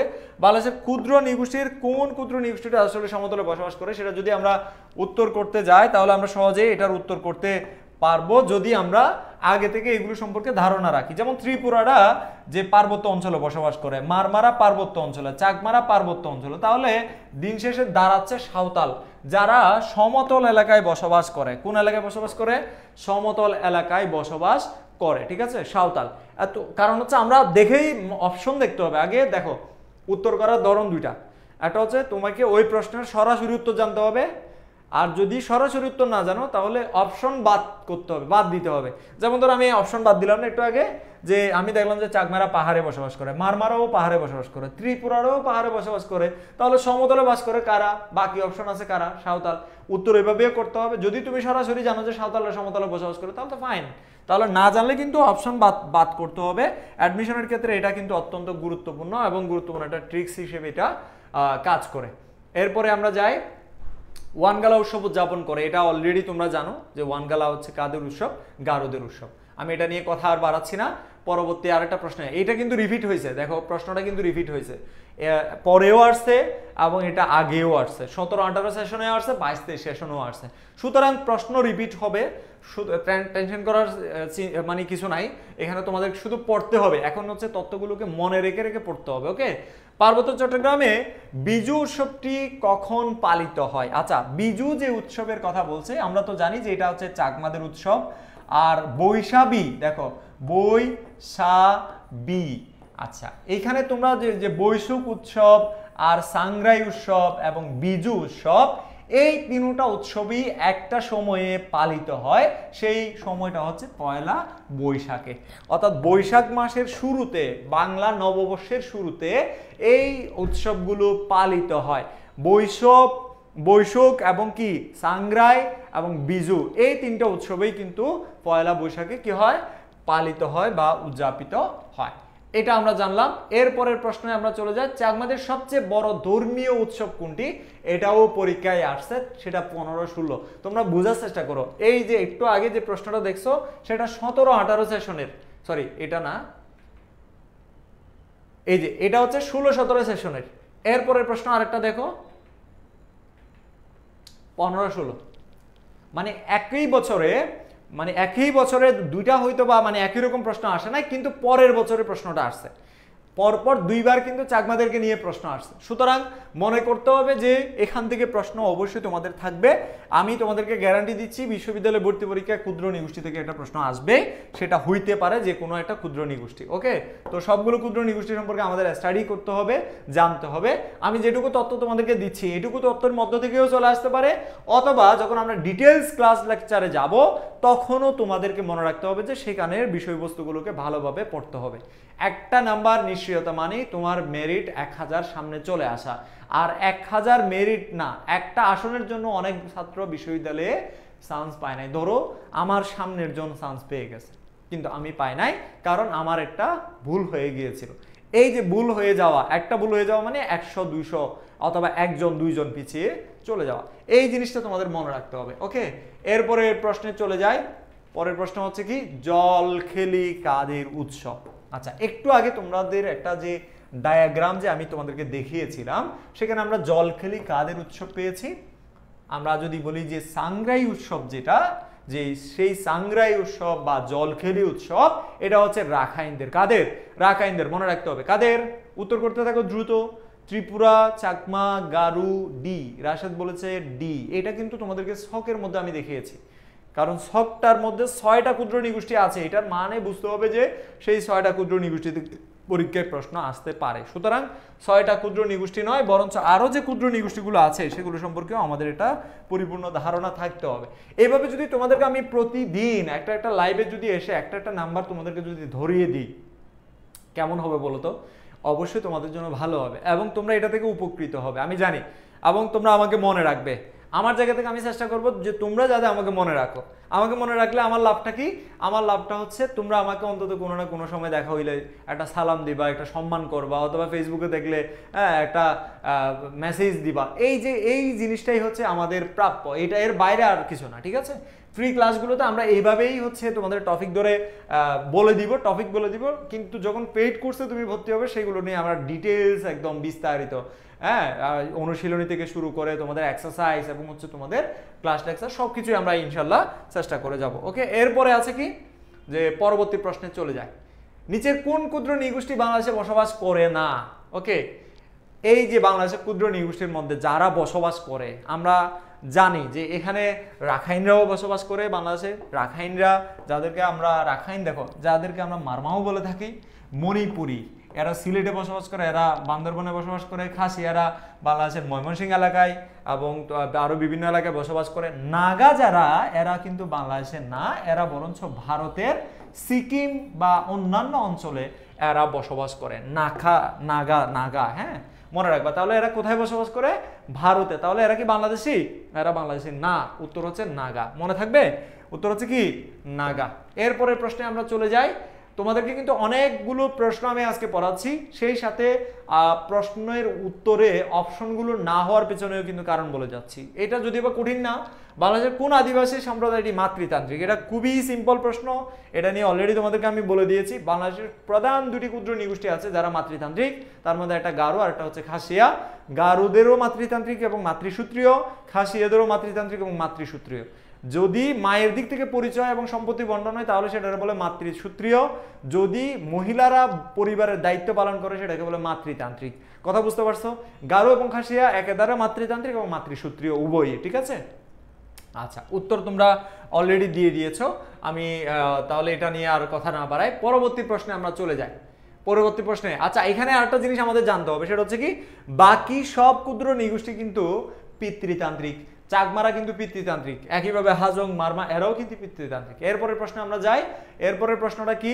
এরপরের প্রশ্ন হচ্ছে গারুদের সবচেয়ে বড় ধর্মীয় ও সামাজিক উৎসবের নাম কি? ঢাকা বিশ্ববিদ্যালয় ডি ইউনিট, যদিও এখন ডি ইউনিট নাই, ঢাকা বিশ্ববিদ্যালয়ে আছে বি ইউনিট আর্টসের স্টুডেন্টদের জন্য। ওকে, তো বি ইউনিটের মধ্যে আসা একটা যে সবচেয়ে বড়, এটা কিন্তু একাধিকবার আসছে, একাধিকবার, দেখো একাধিকবার আসছে, কোনোভাবেই এটা অ্যাভয়েড করে যাওয়ার মতো বিষয় না, একাধিকবার আসছে, এটা তোমরা পারবে। আচ্ছা, এরপরে আরেকটা প্রশ্নে যাই, সেটা হচ্ছে কি বাংলাদেশের ত্রিপুরা আদিবাসী গোষ্ঠী কোন ধর্ম বিশ্বাসের অনুসারী? দেখো বাংলাদেশের বৈষ্ণব ধর্মের অনুসারী তেমন একটা কম, বৌদ্ধ ধর্মের অনুসারী আছে, খ্রিস্ট ধর্মের অনুসারীও কম, হিন্দু ধর্মের অনুসারী আছে। যদি আমরা ক্ষুদ্র নৃগোষ্ঠীদের কথা বলি, ত্রিপুরা, মণিপুরী, ওকে, ত্রিপুরা, মণিপুরী, এবং আরেকটা ক্ষুদ্র নৃগোষ্ঠী আছে গারো। হ্যাঁ, গারোদের মধ্যে কিন্তু তারা, গারোরা একাধারে হিন্দু একাধারে খ্রিস্ট, তারা হিন্দু ধর্ম কেউ কেউ অবলম্বন করে, খ্রিস্ট ধর্ম কেউ কেউ অবলম্বন করে, তবে মণিপুরীরা হিন্দু ধর্মাবলম্বী, ত্রিপুরারা হিন্দু ধর্মাবলম্বী। কথা বুঝতে পারছো? এইভাবে মনে রাখতে হবে, একটার সাথে মনে রাখতে হবে, ঠিক আছে? তো বৈষ্ণব ধর্ম এটা হচ্ছে ভারতের মধ্যে যারা ক্ষুদ্র নৃগোষ্ঠী আছে এরাই বেশিরভাগই পালন করে বা উদযাপন করে। এবার আসি বাংলাদেশের কোন উপজাতির লোকসংখ্যা সবচেয়ে বেশি? একটু কমেন্ট সেকশনে জানাও, এটা তোমরা পারবা, ঠিক আছে? এই বাংলাদেশের কোন উপজাতির ক্ষুদ্র জনসংখ্যা সবচেয়ে বেশি? বাংলাদেশের কোন উপজাতির লোকসংখ্যা সবচেয়ে বেশি? একটু কমেন্ট সেকশনে জানাও তো, বাংলাদেশের কোন উপজাতির লোকসংখ্যা, যেটা আমি অলরেডি তোমাদেরকে বলেছি, হ্যাঁ তোমাদের অলরেডি একবার বলেছি, তোমরা অনেকে উত্তর করেছো। চাকমা বলেছে সিদরাতুল মুনতাহা, মিম বলেছে তোমার চাকমা, সাইমুন ইসলাম বলেছে, এবং হচ্ছে খাদিজা সাইমা বলেছে। ওকে, তোমাদের সবারই উত্তর হয়েছে, তোমরা ক্লাসের মধ্যে যে মনোযোগী সেটা বোঝা যাচ্ছে, ঠিক আছে? সংখ্যা কিন্তু আস্তে আস্তে কমে যাচ্ছে, আমি জানি না তারা আসলে কেন কমে যাচ্ছে, কারণ প্রায় মনে হয় একই রকম প্রশ্ন। আমরা একটু পরেই কিন্তু এটা পরবর্তী স্লাইডে আস্তে আস্তে গেলেই কিন্তু আমরা সেটা চেঞ্জ হয়ে যাবে। এটা কিন্তু জরুরি আমাদের জন্য, এটা প্রায় সময় প্রতি বছরই বিভিন্ন বিশ্ববিদ্যালয়ে ভর্তি পরীক্ষার মানে কাছাকাছি প্রশ্ন হয়। কাছাকাছি প্রশ্নটা কি, বাংলাদেশের প্রথম উপজাতি কালচারাল একাডেমি কোথায়? অথবা আসতে পারে বাংলাদেশে উপজাতি কালচারাল একাডেমি কোথায়, অথবা এটাও আসতে পারে বাংলাদেশে বিরিশিরি, হ্যাঁ বিরিশিরি তোমার কালচারাল একাডেমিটা কোথায়, এটা পরীক্ষায় আসতে পারে। তো এই যে কালচারাল একাডেমি, যেটা এই কালচারাল একাডেমিটা হচ্ছে নেত্রকোনা। এই নেত্রকোনাটা কোথায়? ময়মনসিংহ। কোথায়? ময়মনসিংহ, মনে রাখবা ময়মনসিংহ। এই যে ময়মনসিংহের মধ্যে, নেত্রকোনার মধ্যে বিরিশিরি এলাকায় মূলত এই কালচারাল একাডেমিটা অবস্থিত, ঠিক আছে? তাহলে উত্তর কি হবে? নেত্রকোনা। মনে রাখবা, এটা মনে রাখতে হবে, ঠিক আছে? এটা প্রায় সময় তোমরা ভুল করবা এবং এটা মনে রাখতে হবে।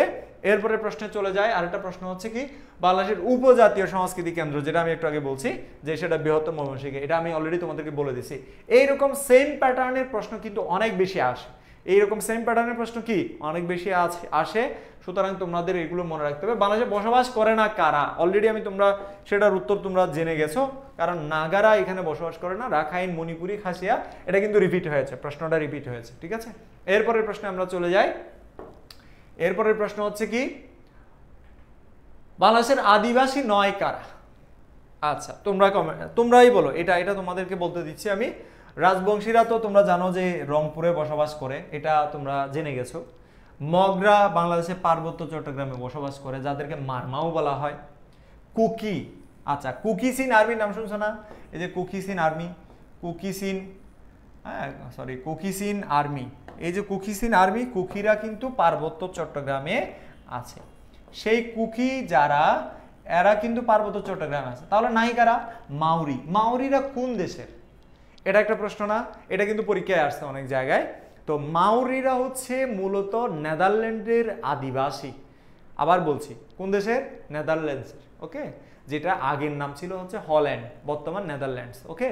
এই নেদারল্যান্ডসের আদিবাসীদেরকে বলা হয় মাউরি, ঠিক আছে? তাহলে মাউরি কারা? নেদারল্যান্ডসের আদিবাসীদেরকে মাউরি বলা হয়। তাহলে মাউরিরা বাংলাদেশের ক্ষুদ্র নৃগোষ্ঠী নয় বা আদিবাসী নয়, মাউরিরা হচ্ছে নেদারল্যান্ডসের আদিবাসী। এরপরের প্রশ্নে আমরা যাই, বাংলাদেশের কোন উপজাতিটি মাতৃতান্ত্রিক? এটাও তোমরা অলরেডি জেনে গেছো, গারো এবং খাসিয়া, এই দুটাই হচ্ছে মাতৃতান্ত্রিক নরগোষ্ঠী। এবার আসি অন্য একটা প্রসঙ্গে, আমরা চলে যাচ্ছি আরেকটা টপিকে, সেটা হচ্ছে বর্গী কারা অথবা কারা বর্গী নামে পরিচিত। এখন আমরা ইংরেজ যারা, তাদেরকে আমরা মানে ইংল্যান্ডের আদিবাসীদেরকে ইংরেজ বলি। আর মারাঠি আছে, তামিল আছে, পর্তুগালের আদিবাসী, আর তামিল যে অঞ্চলটা, সেই অঞ্চল থেকে আগত মারাঠি যারা, হ্যাঁ মারাঠি, এদেরকে বলা হয় বর্গী। এরা ভয়ঙ্কর দুর্ধর্ষ সন্ত্রাসী একটা জনগোষ্ঠী, হ্যাঁ, যদিও বা এইভাবে জনগোষ্ঠীকে বলাটা ঠিক না, তারপরে আমাকে বলতে হচ্ছে কারণ তোমাদের যাতে মনে থাকে, ঠিক আছে। আমরা একটা কবিতা কিন্তু আছে যে বর্গীরা সব হাকে, হ্যাঁ, কুমোর বেঁধে আয়, অর্থাৎ বাংলার জনপদ বর্গীদের দ্বারা এত বেশি অ্যাটাক হয়েছে যে বাংলার জনপদের মধ্যে কবিতা রচিত হয়েছে, গান রচিত হয়েছে, বর্গীদেরকে এখান থেকে বিতাড়িত করার জন্য তোমরা কুমোর বেঁধে আসো, অর্থাৎ কাপড় চোপড় শক্ত করে বেঁধে আসো যাতে করে বর্গীদেরকে প্রতিহত করা যায়। তো বর্গী হচ্ছে কারা? মূলত মারাঠাদেরকে বর্গী বলা হয়। কি বলা হয়? মারাঠাদেরকে বর্গী বলা হয়, এটা মনে রাখবা। এরপরে আমরা একটু জানার চেষ্টা করব যে কাদেরকে কি নামে ডাকা হয়। এবার আসো, এই জিনিসটা তোমরা কি দেখতে পাচ্ছ? এই জিনিসটা কি তোমরা দেখতে পাচ্ছ? যদি দেখে থাকো তাহলে তোমাদেরকে বলবো যে এখানে বাংলাদেশে বা বাংলাদেশে আসা, বাংলাদেশের জনপদে আসা যে ক্ষুদ্র তোমার বিভিন্ন এলাকা থেকে যারা ব্যবসা করার নাম করে লুটপাট করতে এসেছিল বা ব্যবসা করতে এসেছিল, ক্ষেত্র বিশেষে অনেকে লুটপাট করেছে। আমরা জানি যে পর্তুগিজরা লুটপাট করেছে, এর পাশাপাশি ইংরেজরা লুটপাট করেছে। হ্যাঁ, এরা বেশিরভাগই ব্যবসা করার নাম করে আসছে, কিন্তু পরে শেষে তারা অনেকে লুটপাট করেছে। তো বাংলায় যারা ব্যবসা করার জন্য বা বাংলায় যারা আসছে ইউরোপীয়দের মধ্যে, আমরা যদি বলি যে এরা সবাই ইউরোপ, এগুলো কিন্তু সবগুলো ইউরোপের দেশ, পর্তুগাল, নেদারল্যান্ড, ইংল্যান্ড, তোমার ডেনমার্ক, ফ্রান্স, এই ইউরোপীয়দের আগমন প্রথম কারা বাংলায় এসেছিলেন তাহলে তারা পর্তুগিজরা, এরপরে নেদারল্যান্ডসের, এরপরে ইংল্যান্ডের, এরপরে ডেনমার্ক। আচ্ছা, একটু আমরা জানার চেষ্টা করব, পর্তুগিজদেরকে বলা হয় কি? ফিরিঙ্গি। ফিরিঙ্গি, চট্টগ্রামে একটা বাজার আছে ফিরিঙ্গি বাজার। পর্তুগিজরা চট্টগ্রামের যেই বাজার থেকে মূলত ব্যবসা পরিচালনা করত, সেই ফিরিঙ্গিদের নাম অনুসারে বা পর্তুগিজদের নাম অনুসারে সেটাকে ফিরিঙ্গি বাজার বলা হয়। এবং তোমরা জানো যে ভাস্কো দা গামার মাধ্যমে 1498 সালে বাংলার বা ভারতীয় উপমহাদেশে, বিশেষ করে ভারতে তোমরা কলিকট বন্দরের মধ্য দিয়েই কিন্তু তারা এখানে প্রবেশ করেছে। তো পর্তুগিজরা প্রথম বাংলায় বা ভারতবর্ষে এসেছে এবং তাদেরকে বাংলায় ফিরিঙ্গি বলা হতো, বাংলার মানুষেরা তাদেরকে ফিরিঙ্গি ডাকতো। আর নেদারল্যান্ডসের আদিবাসীদেরকে বলা হতো যে উলন্দাজ, এদেরকে বাংলায় কি বলা হতো? তাদেরকে উলন্দাজ বলা হতো। পর্তুগিজদের পরে নেদারল্যান্ডসের উলন্দাজরাই ভারতে আসে, তাহলে ফিরিঙ্গিদের পরে উলন্দাজদের পরে ইংরেজরা কিন্তু মাঝামাঝি সময়ে আসে এবং সেই সময়টা হচ্ছে 1600 সাল, যেটা ইস্ট ইন্ডিয়া কোম্পানি গঠনের মাধ্যমে তারা ভারতে আসে। কথা বুঝতে পারছো? ইস্ট ইন্ডিয়া কোম্পানি গঠনের মাধ্যমে, এই যে ইস্ট ইন্ডিয়া কোম্পানি 1600 সালে গঠন করেছে, সম্রাট জাহাঙ্গীরের কাছ থেকে 1608 সালে তারা অনুমতি নিয়েছে যে তারা ব্যবসা করবে ভারতে এসে, এবং অনুমতির মাধ্যমে ভারতে 1608 সালে তারা আসে। পরে বাংলায় প্রবেশ করেছে 1658 সালে, তোমরা এটাও মনে রাখবে, 1658 সালে ইংরেজরা বাংলায় প্রবেশ করে। এই জিনিসগুলো তোমরা কিন্তু ভুলে যাও না, ঠিক আছে? হ্যাঁ, মারলো কত মানুষ, এই যে বর্গীরা যে খাজনা নিতে এসে মানুষদেরকে নির্যাতন করেছে, এই জিনিসটা এগুলোর মধ্যে ফুটে ওঠে। ইংল্যান্ডের আদিবাসীদেরকে ইংরেজ বলা হয় যারা আসছে। এরপরে ডেনমার্কের দিনেমার, মনে রাখবা, ডেনমার্কের আদিবাসীদের কি বলা হয়? দিনেমার। এরপরে ফ্রান্সের আদিবাসীদেরকে বলা হয় ফরাসি। ওকে, তাহলে আমাদের এই নামগুলো মনে রাখতে হবে। যেমন বিশেষ করে এক্সেপশনাল যেটা আছে তার মধ্যে একটা হচ্ছে পর্তুগিজ, ফিরিঙ্গি বলা হয় এদেরকে, নেদারল্যান্ডস ওলন্দাজ বলা হয়, এটা তো আমরা পারবো, দিনেমার বলা হয় ডেনমার্কের আদিবাসীদেরকে, এবং সর্বশেষ পর্যায়ে যারা এসেছিল ফরাসিরা ভারতবর্ষে এসেছিল এবং তাদের সাথে ইংরেজদের কি হয়? যুদ্ধ বিগ্রহ হয়, এবং ফ্রান্সের আদিবাসীরা বা ফরাসিরা ভারতের মধ্যে তেমন একটা সুবিধা করতে পারে নাই, কারণ ইংরেজরা ফরাসিদেরকে এখান থেকে বিতাড়িত করেছিল যুদ্ধের মাধ্যমে। ওকে, তাহলে এখানে যে তত্ত্বগুলো তোমাদেরকে আমি দিয়েছি, সেই তত্ত্বগুলো তোমরা মনে রাখতে পারবে কিনা? যদি রাখতে পারো তাহলে ভালো, যদি রাখতে না পারো তাহলে তোমাদেরকে এটা নিয়ে স্টাডি করতে হবে। আমি তোমাদেরকে একটু আমি একটু সরে গিয়ে তোমাদেরকে সেই জিনিসটা দেখাচ্ছি। এটা যদিও তোমাদের গত ক্লাসের পিডিএফে আমি দিয়েছিলাম। আবার তোমরা যারা আমাদের হোয়াটসঅ্যাপ গ্রুপে এবং মেসেঞ্জার আমাদের যে পেজে যারা ফলো দিয়ে আসো, তোমরা হোয়াটসঅ্যাপ গ্রুপে নক দিলেই বা হোয়াটসঅ্যাপ গ্রুপের মধ্যে তোমাদেরকে সেই ফাইলগুলো দেওয়া হবে। প্রত্যেকটা ক্লাসের ফাইল কিন্তু হোয়াটসঅ্যাপ গ্রুপে দেওয়া হচ্ছে। সুতরাং তোমরা যারা হোয়াটসঅ্যাপে যুক্ত হও না, তোমরা পেজে মেসেজ দিলে কিন্তু তোমাদের হোয়াটসঅ্যাপের লিঙ্ক দেওয়া হবে, ঠিক আছে?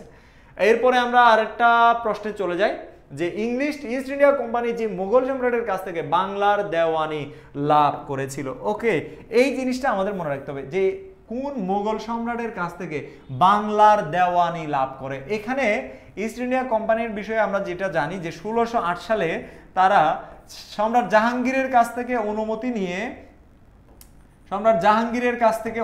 নিয়ে তারা ব্যবসা শুরু করে।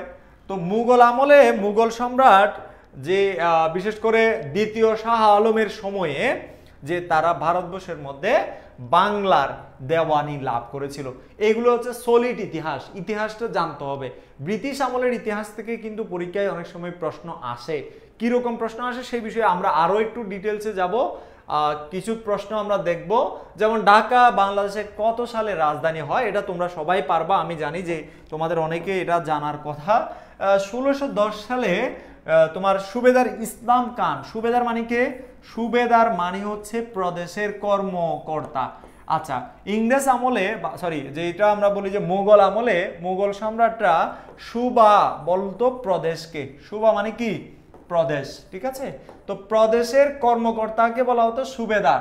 এই সুবেদার ইসলাম খান মূলত 1610 সালে সম্রাট জাহাঙ্গীরের নাম অনুসারে ঢাকার রাজধানী হিসেবে নামকরণ করেন, নাম দিল কি? জাহাঙ্গীর নগর। কি নগর? জাহাঙ্গীর নগর। এই জাহাঙ্গীর নগরেই বর্তমান জাহাঙ্গীরনগর বিশ্ববিদ্যালয় অবস্থিত। অর্থাৎ তোমরা জানো যে জাহাঙ্গীরনগর বিশ্ববিদ্যালয় এটার নাম, এটা জাহাঙ্গীরনগর যে ঢাকার পূর্ব নাম ছিল এখান থেকে 1610 সালে। ওকে, এইগুলো তোমরা সবাই জানবে, আমি জানি, তারপরে একটু রিমাইন্ড করে দিচ্ছি কিরকম প্রশ্ন হয় সেটা বোঝানোর জন্য। কার প্রচেষ্টায় বিধবা বিবাহ আইন প্রবর্তিত হয়? আচ্ছা, তোমরা এটা একটু কমেন্ট সেকশনে জানো, আমি দেখতে চাই যে তোমরা আসলে পারো কিনা। কার প্রচেষ্টায় বিধবা বিবাহ আইন প্রবর্তিত হয়? এখানে প্রচেষ্টা এবং কার ধারা বিধবা বিবাহ আইন প্রবর্তিত হয়েছে সেটা দুটো ভিন্ন প্রশ্ন। একটা হচ্ছে প্রচেষ্টা, আর একটা হচ্ছে কি যে কার তত্ত্বাবধানে, ঠিক আছে? এখানে তোমরা অনেকে উত্তর করতেছো যে উত্তর করতে থাকো। খাদিজা সাইমা বলেছে ক, ঈশ্বরচন্দ্র বিদ্যাসাগর, ভেরি গুড। আবুল কালাম আজাদ আমাদের সাথে যুক্ত হয়েছেন। প্রিন্সেস প্রিয়া যুক্ত হয়েছেন। প্রিয়া, তোমাকে অনেকদিন ধরে ক্লাসে দেখি না, তুমি তো নিয়মিত স্টুডেন্ট ছিলে। সাইমন ইসলাম কমেন্টস করেছে, খ বলেছে। রাজা রামমোহন রায়, এই যে এই জিনিসটাই তোমরা ভুল করবা। বিশ্ববিদ্যালয়ে ভর্তি পরীক্ষার হল রুমে যখন ঢুকবা তখন তোমাদের দুইটা জিনিস মানে এই দুইটা জায়গায় তোমরা ভুল করে আসবা, এবং এটা খুবই কমন একটা প্রশ্ন, খুবই সহজ একটা প্রশ্ন, বাট তোমরা ভুল করে আসবা। কেন? যদি তোমার ভিতরে আত্মবিশ্বাস না থাকে এবং যথাযথভাবে যদি তুমি প্রস্তুতি না নাও, ইতিহাসগুলোকে যদি তুমি পর্যায়ক্রমিকভাবে না পড়ো, ইতিহাসগুলোকে যদি পর্যায়ক্রমিকভাবে তুমি পড়ো তাহলে তুমি মনে রাখতে পারবে, আর নয়তো তুমি সেগুলোকে মনে রাখতে পারবে না, তোমার গুলায় যাবে। এটার উত্তর কি হবে সেটা তোমরা নিজেরাই দেখে নাও, আমি আর মুখ দিয়ে বলছি না, কারণ এটা এতটাই একটা সিম্পল ব্যাপার যে বিধবা বিবাহ, ঈশ্বরচন্দ্র বিদ্যাসাগরই মূলত, যে দেখো বিদ্যাসাগর বিবাহ, বিদ্যাসাগর কি? বিবাহ, হ্যাঁ, বিদ্যাসাগর কি? বিবাহ। এই বিদ্যাসাগর বিবাহ মূলত বিবাহ আইন প্রবর্তন করেছেন বিধবাদেরকে বিবাহ করার বিষয়ে। আমি শেষ করে দিব, বেশিক্ষণ সময় নিব না, দ্রুত আগাচ্ছি, একটু পরবর্তী প্রশ্নে চলে যায়। যে ইউরোপীয় বণিক ভারতে আসার পথ আবিষ্কার করেন, এটা সবাই জানো যে ভাস্কো দা গামা। এটা তোমরা একদম ছোটবেলা থেকে, কত সালে সেটাও কিন্তু এখানে ছিল যে 1498 সালে। কত সালে? 1498 সালে। এটাও তোমরা পারবে। পরবর্তী প্রশ্নে চলে যাই, আমরা একটু দ্রুত দেখি। জমিদারি প্রথা বিলুপ্ত হয়, যে তোমরা জানো যে শেরে বাংলা একে ফজলুল হক, হ্যাঁ, শেরে বাংলা একে ফজলুল হক, তিনি জমিদারি প্রথাকে বিলুপ্ত করেছিল, এবং সেটা পাকিস্তান আমলে এসে, কোন আমলে এসে? পাকিস্তান আমলে এসে। এটা মনে রাখবা, পাকিস্তান আমল শুরু হয়েছে 1947 সালে, এবং শেরে বাংলা জমিদারি প্রথা বিলুপ্ত করেছে 1947 সালের পরে 1950 সালে। এই যে পাকিস্তান আমল, কি আমল? পাকিস্তান আমল। এইভাবে মনে রাখতে হবে, পাকিস্তান আমলে জমিদারি প্রথা কি হয়?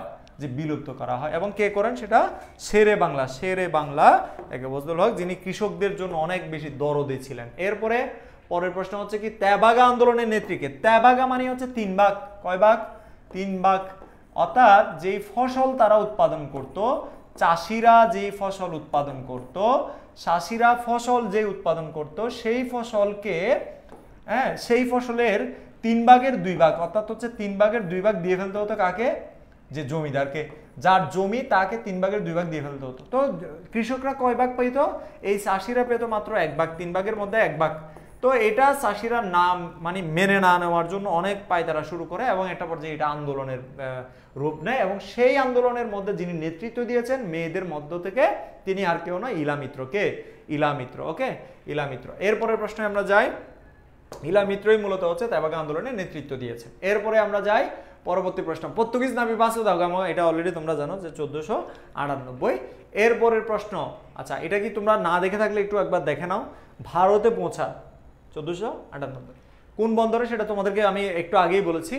বাংলা ইউরোপীয় বণিকদের মধ্যে প্রথম কাদের আগমন ঘটে, এটা তোমরা ওই ছক থেকে দেখলে বুঝতে পারবা। ওই ছকটা ভালোভাবে স্টাডি করলে তোমরা এখান থেকে বিভিন্ন প্রশ্নের উত্তর করতে পারবা, ঠিক আছে। আমার এটা দেখে ভালো লাগতেছে যে যেই 20 থেকে 25 জন স্টুডেন্ট তোমরা যারা ক্লাস করতেছো, এই তোমাদের জন্য আমাদের ক্লাসগুলো, তোমরা নিয়মিত ক্লাস করতে থাকো এবং আমরা ক্লাস চালিয়ে নিব ইনশাল্লাহ, এটাতে কোনো সন্দেহ নাই, ঠিক আছে। এখানে তোমরা এটার উত্তর করতে পারবে, কারণ তোমরা জানো পর্তুগিজরাই মূলত প্রথম ভারতবর্ষে এসেছিলেন, ঠিক আছে।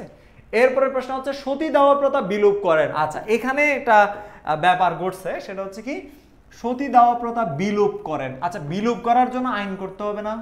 আইন করতে হবে, তো আইন করতে হবে। তো আইন যে কেউ করতে পারবে? আইন যে কেউ করতে পারবে না। যেমন বিদ্যাসাগর করতে পারবে না, রামমোহন করতে পারবে না। তারপরে এরা দুইজনের মধ্যে হান্টার যিনি ছিলেন তিনি একজন হচ্ছে সমাজ চিন্তক এবং ইংরেজ কর্মকর্তা। তবে ব্যান্টিং যেটা করেছেন সেটা কি, যে সতীদাহ প্রথাকে বেঠিক করে দিয়েছেন। তার কথা হচ্ছে কি, এই সতীদাহ প্রথা করা যাবে না, এটা বেঠিক ব্যাপার, এটা বেঠিক, ঠিক ব্যাপার না, এটা বেঠিক ব্যাপার। তো বেঠিক থেকে ব্যান্টিং, এইভাবে মনে রাখবা। তাহলে বিদ্যাসাগর বিধবা আর বেঠিক থেকে ব্যান্টিং, এবং এই যে বিধবা সতীদাহ প্রথা যে বিলুপ্ত করবে, এটাতে সহযোগিতা যিনি করেছেন তিনি আর কেউ না, রাজা রামমোহন রায় সহযোগিতা করেছেন। ভারতের মানুষকে বুঝাইয়েছেন যে সতীদাহ প্রথাটা এটা একটা খারাপ প্রথা, সুতরাং এটা থেকে বিলুপ্ত হতো, মানে এটা থেকে আমাদেরকে বেরিয়ে আসতে হবে। বৈশ্য সমাজে বা হচ্ছে ভারতের মধ্যে যে হিন্দু সমাজ, এই হিন্দু সমাজের মানুষদেরকে বোঝাতে হবে। রাজা রামমোহন রায় মূলত হচ্ছে যে বৈষ্ণব ধর্ম, সেই বৈষ্ণব ধর্মের অন্যতম তোমার প্রচারক। তো সেই জায়গা থেকে তিনি ভারতের মানুষদেরকে বুঝিয়েছেন, বাট আইনটা বেঠিক করে দিয়েছেন কে? অর্থাৎ আগে যেটা সতীদাহ প্রথা ছিল সেটা বিলুপ্ত করেছেন রাজা তোমার সরি, এটা একটু এলোমেলো হয়ে গেছে, আমি আবার জায়গায় নিয়ে আসতেছি। সতীদাহ প্রথা বিলুপ্ত করেছেন কে? ব্যান্টিং, ঠিক আছে, এটা মনে রাখবা। এরা সহযোগিতা করতে পেরেছে, এরা কিন্তু আইন করতে পারে নাই। ওকে, এখানে আরেকটা জিনিস তোমাদেরকে একটু আগে যেটা বলছি যে তোমাদের বিধবা বিবাহের ক্ষেত্রে সহযোগিতা করেছেন কে? বিদ্যাসাগর, বিদ্যাসাগর। আর এখানে ওই যে তোমার সতীদাহ প্রথাটাকে বেটিক বলে ব্যান্টিং, এটাকে কি করেছেন? বাতিল করেছেন। তো এখানে সহযোগিতা করেছেন রাজা রামমোহন। এরপরে ওই ক্ষেত্রে গিয়ে ডালহৌসি মূলত হচ্ছে ওটার ক্ষেত্রে ভূমিকা রেখেছেন। কোনটার ক্ষেত্রে? অর্থাৎ বিধবা বিবাহের ক্ষেত্রে ডালহৌসি ভূমিকা রেখেছেন। এরপরের প্রশ্নে আমরা চলে যাই। আচ্ছা, প্রীতিলতা ওয়াদ্দেদার সম্পৃক্ত ছিলেন কিসের সাথে? প্রীতিলতা ওয়াদ্দেদার কিসের সাথে সম্পৃক্ত ছিলেন? তোমরা বলে না চট্টগ্রামকে প্রীতিলতাদের মাস্টারদা সূর্য সেন এবং প্রীতিলতাদের ভূমি বলা হয়, পূর্ণভূমি বলা হয়। চট্টগ্রাম যে বড় বড় আন্দোলনগুলো হয় তখন কিন্তু প্রীতিলতাদের কথা বলা হয়, সেই আন্দোলনে গিয়ে বক্তব্য দেওয়া হয় যে এই ভূমি পবিত্র ভূমি, এখানে প্রীতিলতা এবং হচ্ছে মাস্টারদা সূর্য সেনরা আন্দোলন করেছে, সংগ্রাম করেছে। সেই প্রীতিলতা ওয়াদ্দেদার এবং মাস্টারদা সূর্য সেন ছিল ব্রিটিশ বিরোধী আন্দোলনের অন্যতম গুরুত্বপূর্ণ দুইজন নেতা, এবং তারা ব্রিটিশদের অস্ত্রাগার লুণ্ঠন করেছে, অর্থাৎ অস্ত্র তারা সেখান থেকে লুট করে নিয়ে গিয়ে মানুষের হাতে পৌঁছে দিয়েছে, ব্রিটিশদের বিরুদ্ধে আন্দোলন করো। এই যে তোমার প্রীতিলতা এবং মাস্টারদা সূর্য সেন, এরা ব্রিটিশ বিরোধী আন্দোলনের জন্য বিখ্যাত হয়ে আছে পৃথিবীর ইতিহাসে। ওকে, তাহলে এখানে আমরা অনেক কিছুই আমরা জানলাম।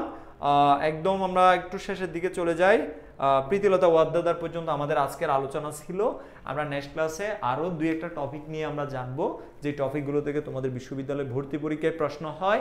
আজকে তোমরা যারা ক্লাস করেছো তোমাদের ক্লাসটি কেমন লেগেছে, এবং তোমরা এইরকম ক্লাস নিয়মিত চাও কিনা, এবং তোমাদের মধ্য থেকে যারা বিশ্ববিদ্যালয়ে ভর্তি পরীক্ষার্থী আছো তোমরা বিভিন্ন কোর্সে ভর্তি হওয়ার চিন্তা ভাবনা করছো, বা হচ্ছে বিশ্ববিদ্যালয়ে ভর্তি পরীক্ষার প্রস্তুতির জন্য কোনো একটা কোর্সে ভর্তি হতে চাচ্ছ, তোমরা আমাদের কোর্সে ভর্তি হতে পারো, এবং আমরা আমাদের জায়গা থেকে সর্বোচ্চ চেষ্টা করবো। এখানে একটা জিনিস আমাদের মনে রাখতে হবে যে তোমাকে যারা গাইড করবে সেই গাইডাররা অতি বেশি ব্যস্ত কিনা।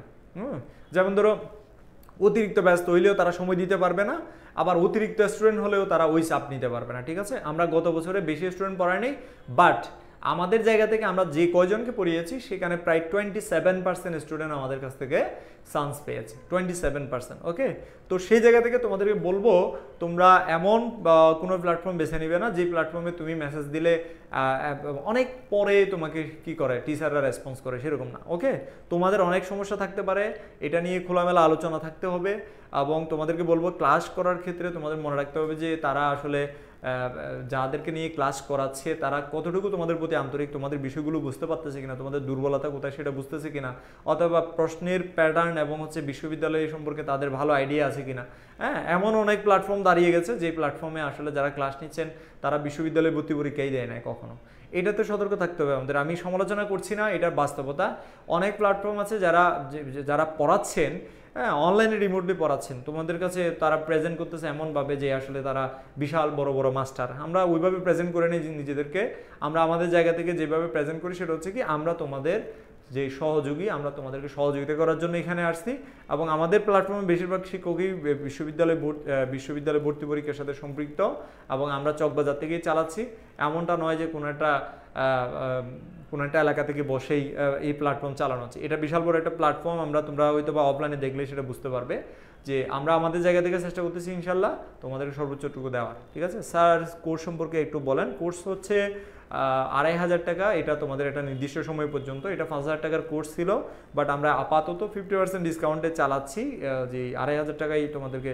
এবং এখানে শীট দেওয়া হবে, এবং মানবিক এবং ব্যবসা শিক্ষার শিক্ষার্থীরা বিভাগ পরিবর্তন সহ একটা কোর্সেই ভর্তি হলে হবে, বাড়তি কোনো কোর্স কিনতে হবে না।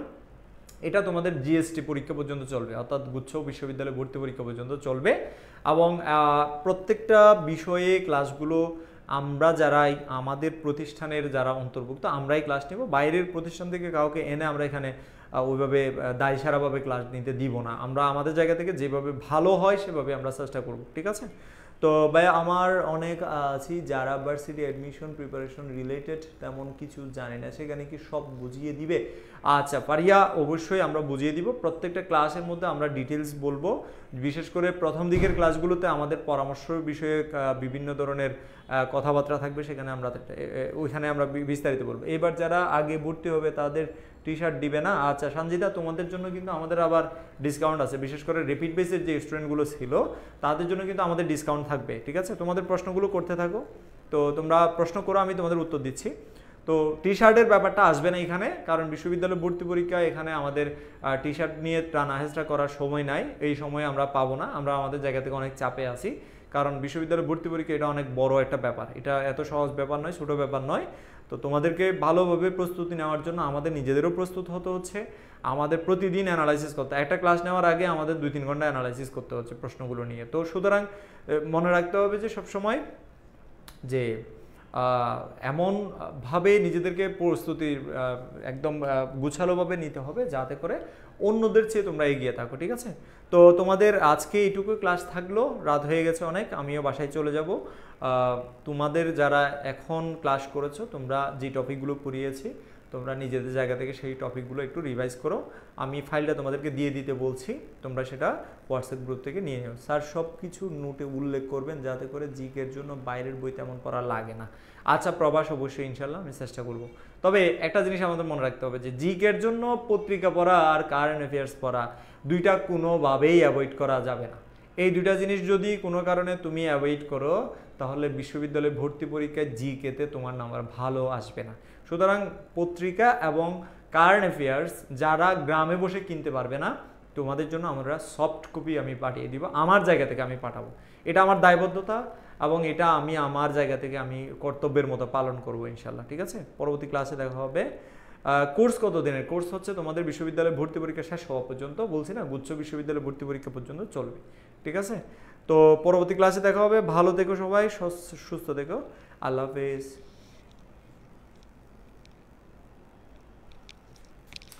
লাস্টের দিকে যেগুলো পড়াইছি এগুলো ইসলামের ইতিহাসে পাবে, প্রথম দিকে যেগুলো পড়াইছি এগুলো পাবে না। মোর্শেদ।